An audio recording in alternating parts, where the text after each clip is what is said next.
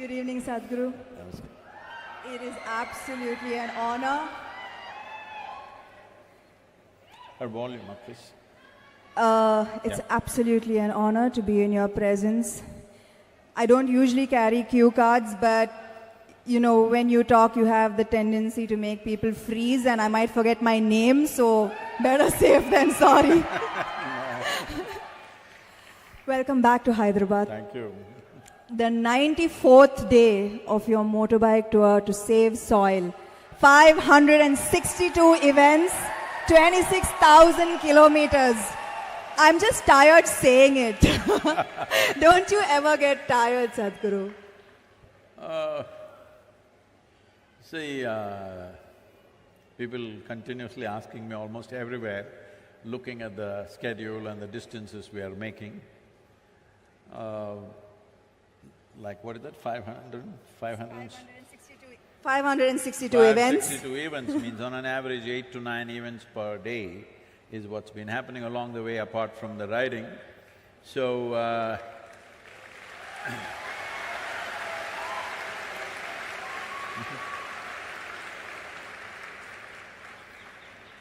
so continuously, almost in every nation, this is a question, how do you manage this? I must tell you, I was riding towards Bucharest and I was to reach there at 7 o'clock, and 7 o'clock there was a television interview. But weather got very bad and the road What is that? Can't hear?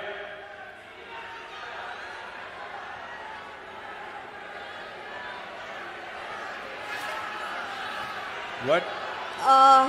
You're blocking the view. You can see there. That's okay, please. Now they can't change that, please. You look at the screen. You always seen Samantha only on the screen, so what does it matter? It's not me they're here for, Sadhguru. Huh? It's not me they're here for. So I was to go there at 7 o'clock in the evening, but the ride became 9.5 hours instead of 6 hours as it was planned. So I reached there around 11:15 and they were still waiting, the television crew. So I walked straight into the event and well, an hour and a half when we finished, it was nearly 1 o'clock in the morning, and then I was talking to them. So this anchor said, at this age, how do you ride for 9 hours and come and do an interview and you're still fine? He repeated the word "this age" 3 times and I didn't like it. I'm warning you so that you don't use that. I'll make note. So I told him, see, I lived my life so intensely, I never had the time to get old.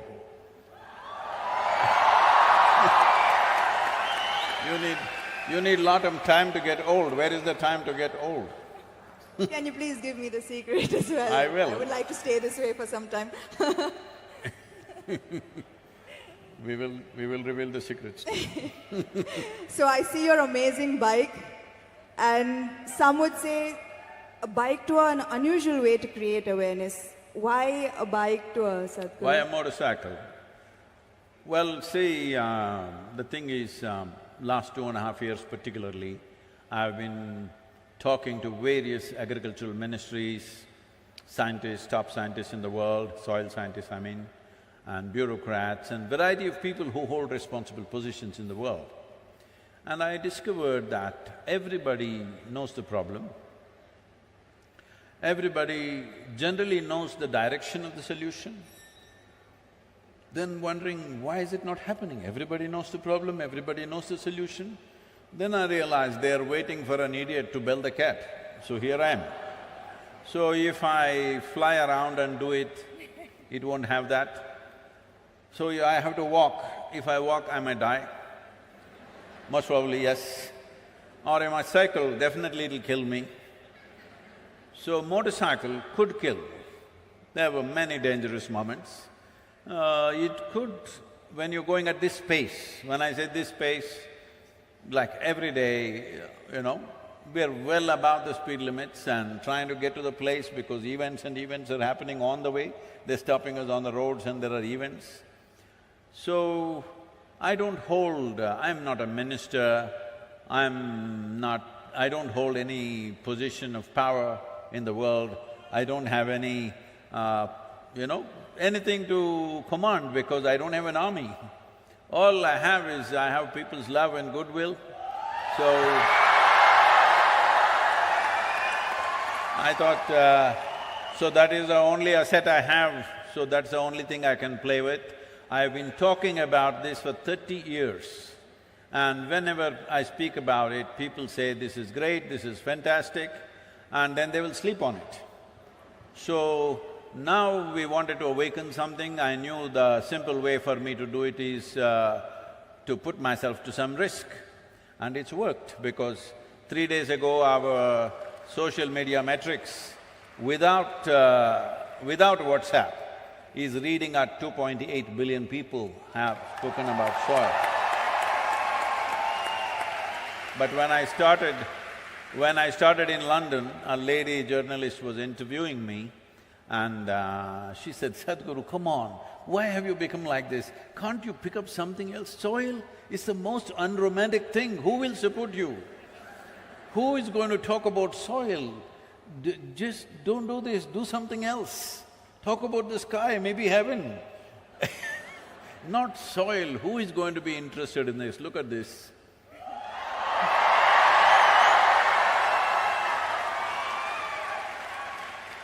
There is this constant question about river water being wasted to the ocean, Sadhguru. So, is there a way that we can save it?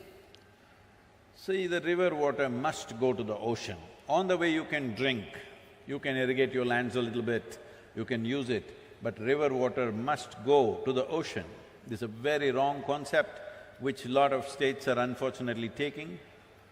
If the river water does not go, enough river water, I would say in ideal conditions, minimum 50% should go.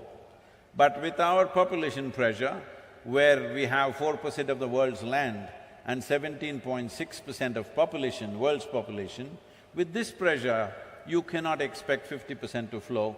At least 25% of the river water must flow into the ocean. Why?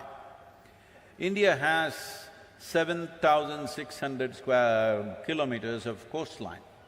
So along this coastline, there's an ecosystem which is semi-marine kind of ecosystem. It's a completely different ecosystem than the marine ecosystem and also different from the river water itself, because it's a meeting of these two, meeting and mingling of these two different types of waters. If this buffer goes away, then marine ingress will happen. Marine water will start percolating into the soil and coming in. You know from Tamil Nadu, 80 kilometers inside, marine water has come right now in Tuticorin region. Just 15 years ago, it was all sweet water. Today, all the wells are salt water. People have vacated the whole villages. You will see ghost villages, completely empty villages, all locked homes, and they've left because there is no sweet water anywhere. Up to 100 kilometers it can come. If all the rivers, if you use it up inside for human, whatever you want to call it, human reproduction, I would say. If you use it up like this, then up to 100 kilometers marine ingress can happen. 7,600 kilometers coastline, 100 kilometers means you would have lost 1/3 of the nation. This is about the same size of land that you partitioned with Pakistan and Bangladesh at one time in 1948. That's how much land you will lose once again if rivers don't flow into the ocean.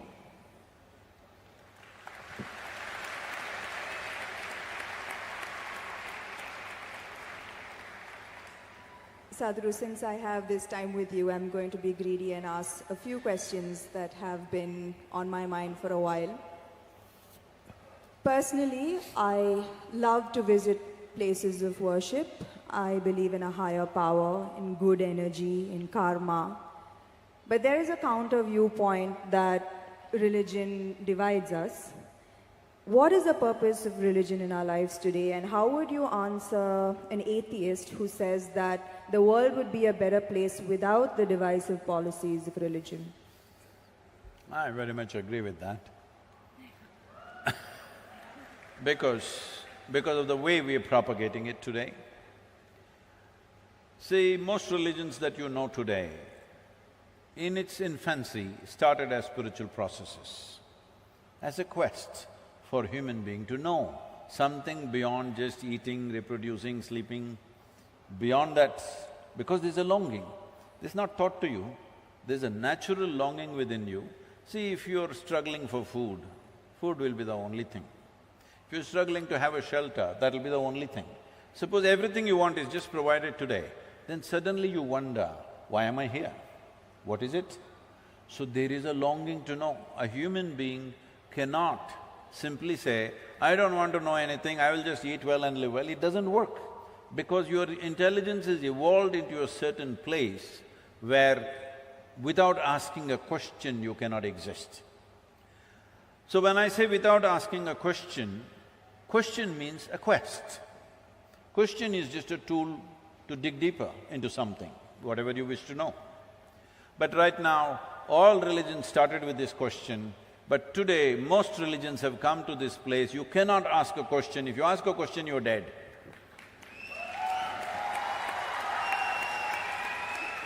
So, with what purpose it started and what it has become today is a different thing. So, we need to make a distinction between religion, religious process and spiritual process. It has become necessary today to do this, because today religion means belief. You believe this and this, then you belong to this religion. If you believe that, you become that religion. So when you say, I believe something, it's like this. How many of you here believe you have two hands? All of you just raise one hand. If you believe you have two hands,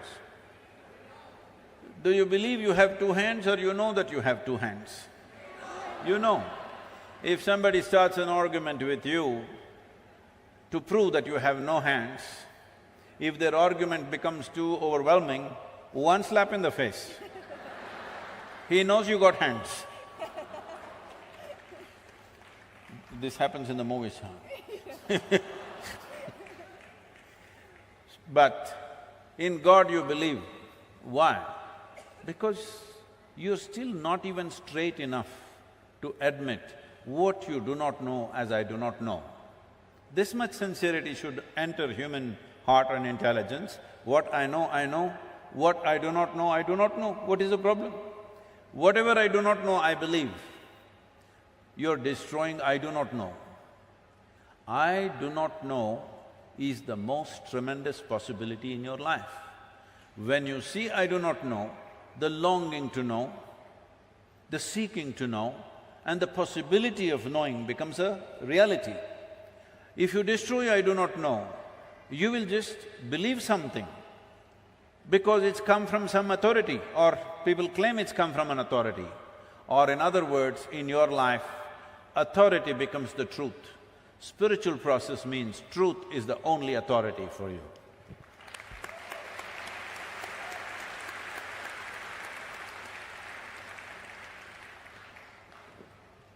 Another question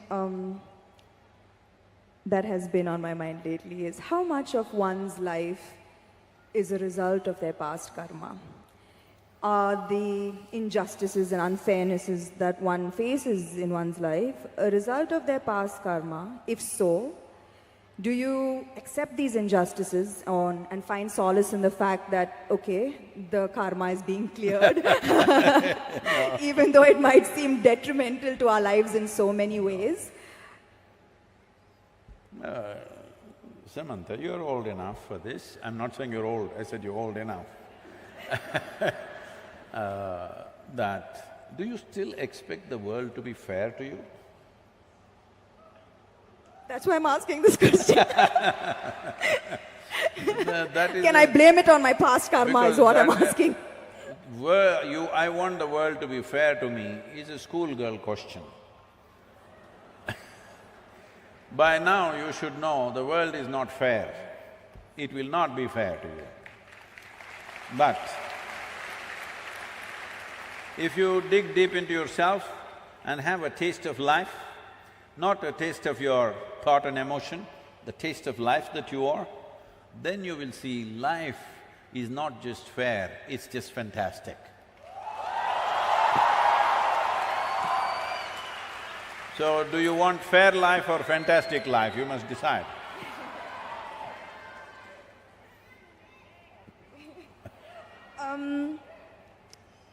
I've noticed this, that beyond the material ego, there is now suddenly a widespread… Who is this ego guy, your friend? is all around me. And in my industry, the heights of it. So beyond the material ego, I've noticed there's now widespread spiritual ego. I've come across a lot of people who are now on a spiritual path, not you, Sadhguru, who consider themselves superior to people who are not on a spiritual path. How would you advise such people to ensure that they don't fall a prey to this new spiritual ego? First we'll address this ego guy, okay? If you show me where it is, I'll fix it right now. I wish I knew where it was, it just keeps coming suddenly. So, you don't know where it is. The thing is just this, see, at certain moments, as a person, as a woman, you are a beautiful person, wonderful person, I mean.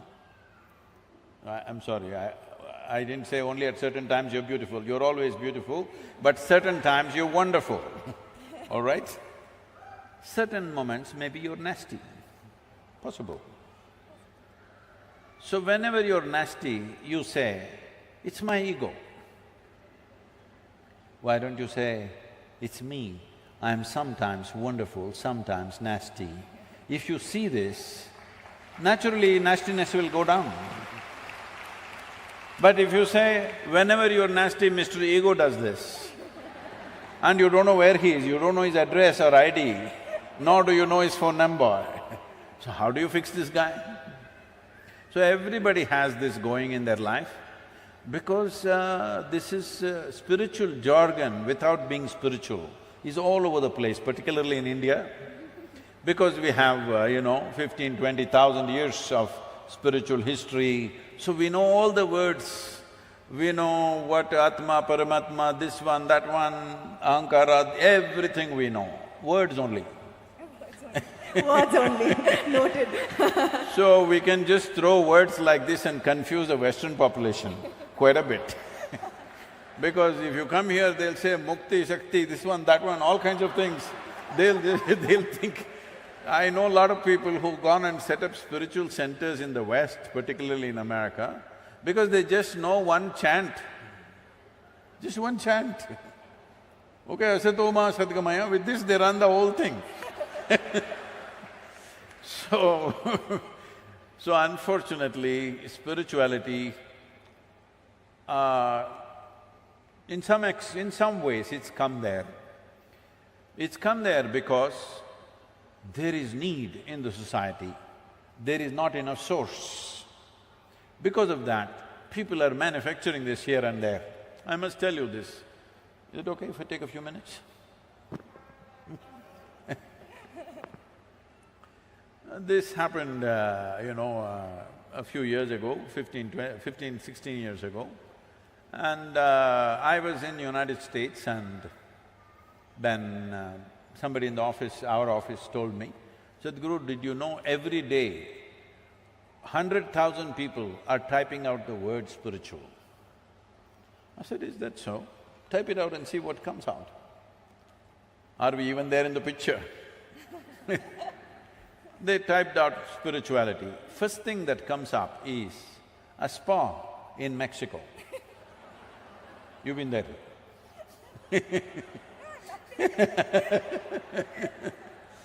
And the next thing that comes out is a call girl in Northern California. She has learnt all that SEO, For everything she says spiritual, spiritual, spiritual. 108 times she uses the word spiritual on her website. You say spiritual, she comes up, number 2. I thought this is a shame.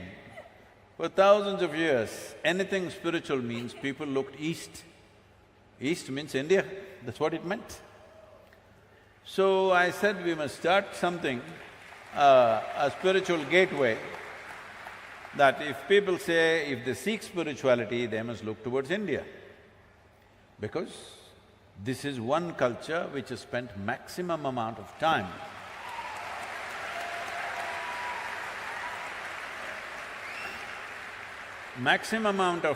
exploring human consciousness and the mechanics of what a human being is, how this functions on the surface and its very core. How does this function? What can we do about it? This has been explored. I'm not saying this out of my Indian origin, I'm saying this after looking at the world closely, that nowhere else has it been looked at like this. So, I said we must start a spiritual gateway, India, the spiritual gateway. As a part of this, I thought, till then, I must tell you this, till about 15 years ago, I had not met a single guru in this country. I just did not meet, I was just busy doing my own work. I never thought I had to go and look for somebody, I had never been to any other ashram anywhere. And then I thought, okay, let me make an attempt, then I started making phone calls. They all received my call pretty well, and then I started visiting some people and started putting together. We had one meeting with 125 gurus. We made this thing that nobody talks about their philosophy. You keep your philosophy, this is just a meeting. This is just about how to enhance your ashram or your yoga center, whatever you have, how to enhance the quality. We will teach you management, we will teach you branding, we will teach you how to make a website, we will teach you how to present yourself to international community. Your philosophy, we don't touch, you don't touch mine, I don't touch yours. You do your own thing. Because that is the beauty of this culture, that it can exist in hundreds of forms, thousands of forms, and it's okay with us. So when I went about doing this, well, I met many wonderful people, but at the same time, at least 60 to 65%, it hurts me to say this, I found that if I walk into an airport or a golf course, I meet better men than in the so-called spiritual centers. Because it's full of jargon, no heart, no depth, no profoundness, simply one chant, one nonsense, one philosophy that they read somewhere. It's going on like this. This needs to change. So to bring this profoundness to people, as people get closer to me, I get harder and harder and harder. Those who are very close to me, I am bloody cruel. Yes, because just to bring integrity into spirituality is so hard. Because the moment they get spiritual, little, like you said, you're calling it spiritual ego, I call it spiritual airs. They get spiritual airs, air bubbles get in their head. Suddenly they start acting funny, they start saying things that don't exist, they start talking about nonsense that nobody understands. If you speak something, whatever nonsense you speak, people in front of you must understand, otherwise why the hell are you speaking? Because the purpose of speech is to make somebody understand what you're saying.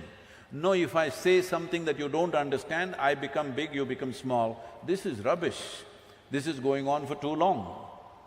So everybody quotes a book, it all looks like, we are right now talking about earth buddies, we are creating an earthworm image, we are trying to create an NFT. We've over 40,000 images we have created, we will release it shortly. We'll gift you one earthworm, okay? Now, these are all bookworms who fell out of a book. These bookworms were important when there was low literacy in the societies. Only one man in the village could read the book, suddenly he was very valuable. Now everybody can read, what is the point you reading a book to me? If you have something to say other than the book, you tell me. If you're going to read a book, what is the point? When I was in graduation, when I was in the university, I made an agreement with the teachers, I will not come and bother you with my questions. Just give me attendance. I will stay out. Because If you go there, from the first moment you go there, first attendance, that's the only interesting thing. And after that, they're just reading some notes and everybody is writing down. Those days, fountain pens, kara kara kara kara, it makes noise. I don't like it. I say, see, if everything is in that book, give it to us, we'll photocopy it and give it back to you. I don't have to come, you don't have to come. I have many interesting things to do in the town. I don't know about you, but I have many interesting things to do in the town. I don't have to sit here and write down, I can photocopy this. So they didn't want me, so I said, give me attendance. Only once a month I went there to check my attendance, whether they were keeping the deal. I sat in the garden outside, okay? Why I am saying this is, when you are also literate, why should somebody read the damn book to you? You read. If they have something to say which no book can say, of course, then you must listen.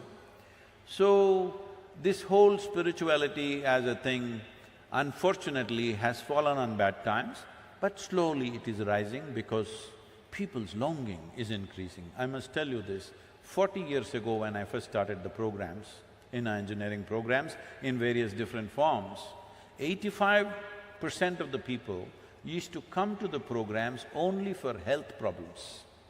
Only 12–15% came to know something. Today, over 90% of the people come because they want to know something, experience something. Only 8 to 10%.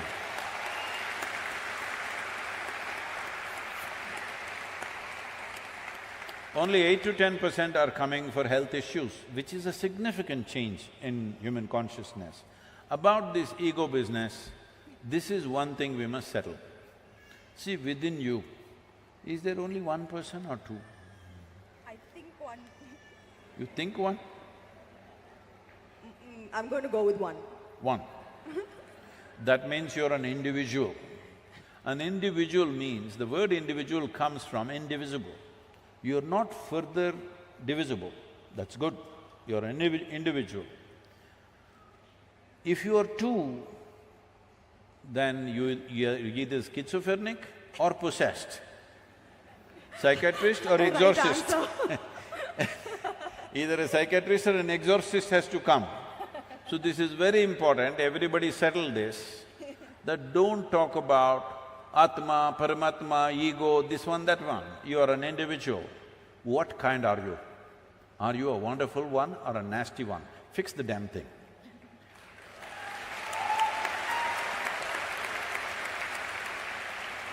So you're saying, Sadhguru, don't give excuses that, this is me and this is my ego and we are two different… No. You are one and take responsibility for it.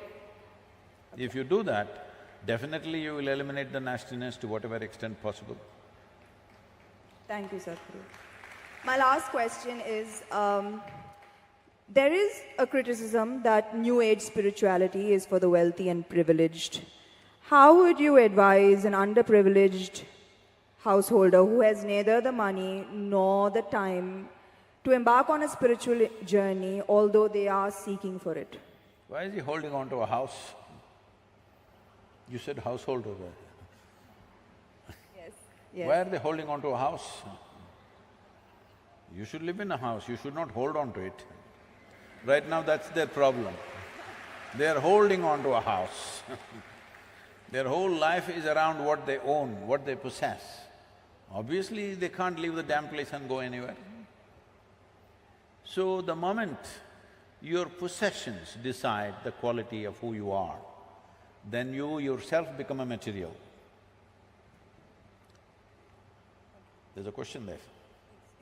Ask. I'm sorry, I didn't get the last… No, I'm saying, the moment your possessions decide the quality of who you are, then you will also become a material part. You will not be a human anymore. You will not be a consciousness anymore. Material is there, things are there, clothes are there, home is there, all this is there. Why? Because if you do not arrange this convenience, every day you will be only struggling for that. You won't do anything worthwhile in your life. Because every day if you have to earn your food, can you think of anything higher, I'm asking? Whole attention will be just on that. The idea of making arrangements for ourselves as it's convenient for us is so that our intelligence, our creativity, our possibilities find expression in life. Every day if you have to worry about where is my food today, then you can't do anything worthwhile. So do not misunderstand possessions as a way of enhancing your life. It is a way of making your life convenient so that you can focus on what you want to do. If you have to earn your dinner from now to dinner time, what can you do? What worthwhile things can you do? You'll only have to go foraging for food, isn't it? So, arrangements are there in everybody's life. How much arrangement is needed? As much as is needed for your kind of life, so that arrangements never become an impediment. For most people, it's an impediment because if somebody is a householder, he'll be holding the house and sitting right there. That's what most people are doing. That is what most people are doing. I'm talking about 80, 90-year-olds. They say, I want to come to the ashram, Sadhguru, but… What is but? But is nobody to take care of the house. Leave the goddamn house and come, you're 85 years of age.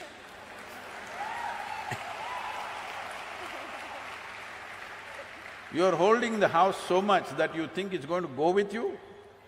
There's no container service, definitely nobody transports homes. So, these householders, they must change their thing, they must live in the house.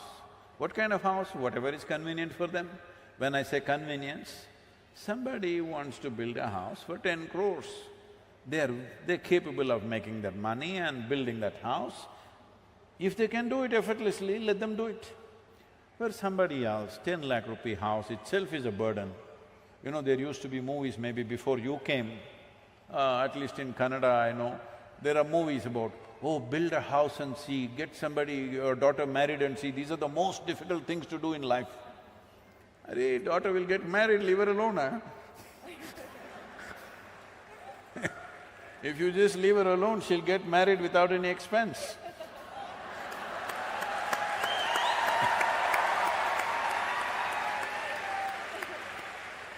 And building a house, if it is such a burden, why the hell are you building a house? You know? I was in United States and they were asking me, Sadhguru, is it true next time when Jesus comes, he will come in, what is that, Salt Lake City?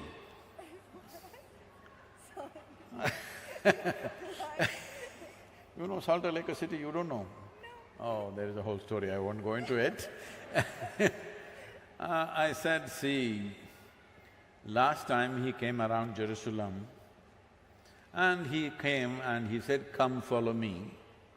Only 12 guys. Out of the whole population, only 12 guys he got. Out of that, one of them freaked on him anyway. But if he comes to United States, now in 21st century, and says, come follow me, nobody will be behind him because you got 35-year house mortgage, 15-year card mortgage, 20-year student loan.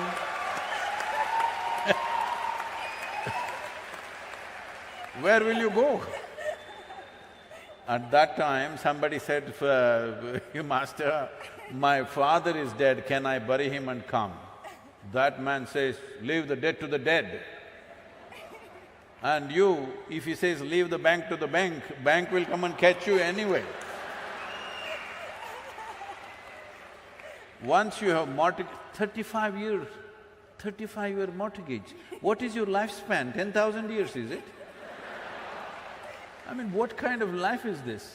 In 35 years, if something spectacular happened here, you can't change the direction of your life, what kind of life are you building for yourself? Hello? Life should be light and agile. You're going this way because this is all you know right now. If something really spectacular shines here, you must be able to go there. Otherwise, what kind of life is this? So only then, only when you have that freedom, spiritual process will thrive in a given society. So right now when you say, well, instead of householders, let me go to those people who are living in huts, who are struggling for daily food. It will be obscene for me to go to that man or woman who is struggling for daily bread to go and tell, come, let's meditate. I will never do such an obscene act. I will talk about how to get better bread, how to get it, what to do. Because when a human being is hungry, you talking to him of mukti is the worst possible thing you can do. So, this is important that we understand. This is important that we understand that if finer aspects of life has to come alive in a society, basic survival should be taken care of for everybody. Only then it's possible. When large number of people are struggling for survival, finer things won't come. Forget about spirituality, even art, music, fine things won't happen, isn't it? Where is the time to appreciate art? Where is the time to look at finer things? Where is the time to look at a sunrise or a sunset when you're struggling for your food on a daily basis? So it's extremely important. Basic economic well-being has to happen if spirituality has to thrive. And the reason why… you can save that for the end, okay? I'll give you 10 minutes to go on clapping, okay? The reason why spiritual process thrived the way it thrived in this land is because we had a spell, a golden period of 8 to 10,000 years of well-being. That is when spirituality thrived, because everybody ate well. After that, what? Because if you had come here as any other creature on this planet, stomach full, life settled. But once you come as a human being, stomach empty, only one problem, stomach full, 100 problems. You got 100? Hey, 99 now. So, this is the nature of a human being, that only after survival is taken care of, what it means to be human becomes relevant to you. When your survival is in question, you're just another creature, like every other creature.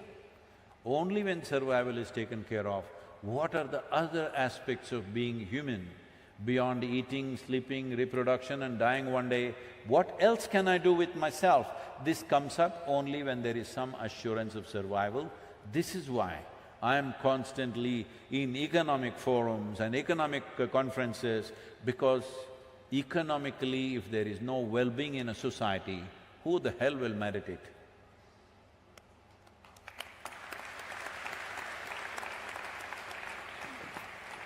Thank you, Sadhguru, for your time. Thank you so much. You're Do done? we have questions? So I'm making an offer to you, Samantha, if you get me 25 million people as Earth buddies, I'll give you a ride on the motorcycle. How's that?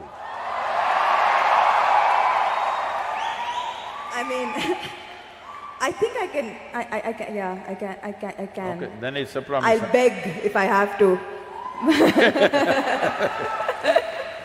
So, it can touch 275. Sorry? It is capped at 275. But if you want, I can remove the cap and make it more. Zoom in. I think do we have time for a few questions from the audience? Yes?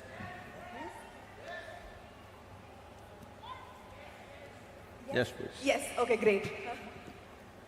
Namaskaram.